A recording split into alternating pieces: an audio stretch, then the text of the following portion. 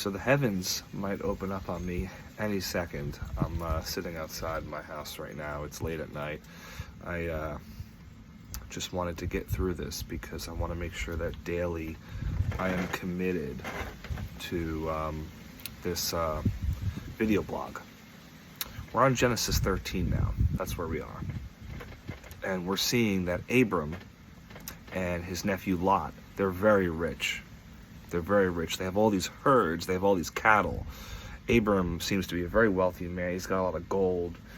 He's got people working for him. Lot, his nephew, same thing. He's got people working for him. There was a little bit of a feud between the people that were working in Lot's fields and the people that were working in Abram's fields. So they end up sojourning apart from one another.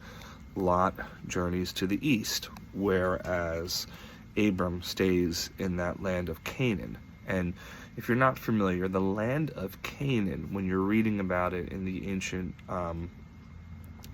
text here, that's referring to the land of Israel. What we see today as modern day Israel, that's Canaan. So that land that God promised to Abram and his descendants, which he says in this chapter, will be like the dust of the earth, the sand of the sea. I mean, that's a pretty accurate statement. I mean, I look at the Jewish people, and I look at how spread abroad they are across this earth, and how many people there are that have Judeo roots. But one of the revelations I get to as well about Abram's descendants is his descendants aren't just the Jews. His descendants are Christians too.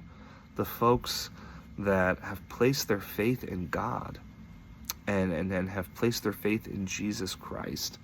I mean, we skipping ahead to the New Testament with some revelation here, we get some explanation in the New Testament. And I can't remember if it was Paul or if it was somebody else. It was probably Paul who wrote this. But how by faith, you know what it was? It was the book of Hebrews, and I believe it was the if I'm not mistaken, the Hall of Faith chapter of the book of Hebrews. Paul is assumed to be the writer of this book, but it's not actually known. Anyway, that was a little side quest.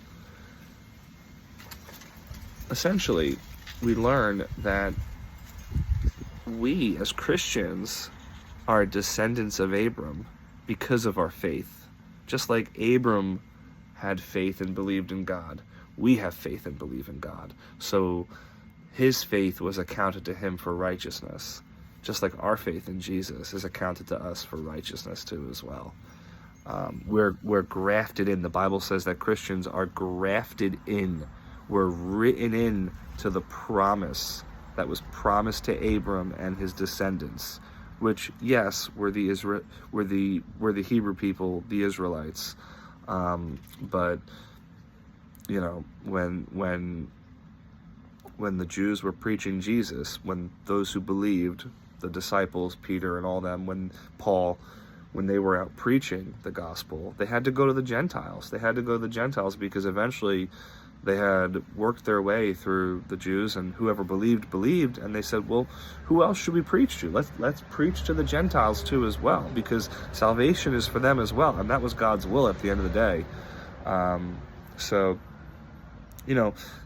seeing these things laid out in Genesis is really cool, because I've read the New Testament, I've read the Bible, so rereading all of this again, it's really cool to see.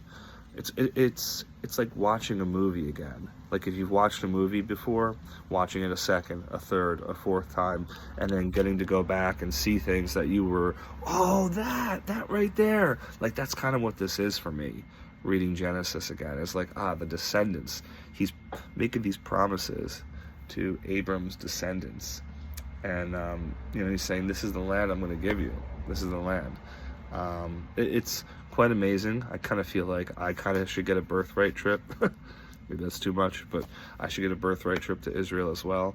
But I'm sure a lot of people would disagree with that. But anyway, we're really getting set up here. We're getting set up here for one of the most important parts of the Bible.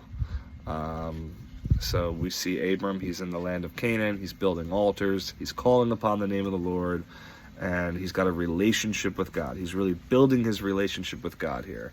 So I'm excited to get to Genesis 14 and so on. I'm going to get some sleep tonight. I think it's going to rain soon, which is good for the earth because, we just got done talking about a flood. But we've actually been in a drought. We've been the opposite of a flood. It's been a bad drought. A lot of the reservoirs here are pretty dried up. So it's exciting to get some rain, actually, for once. You guys have a blessed night.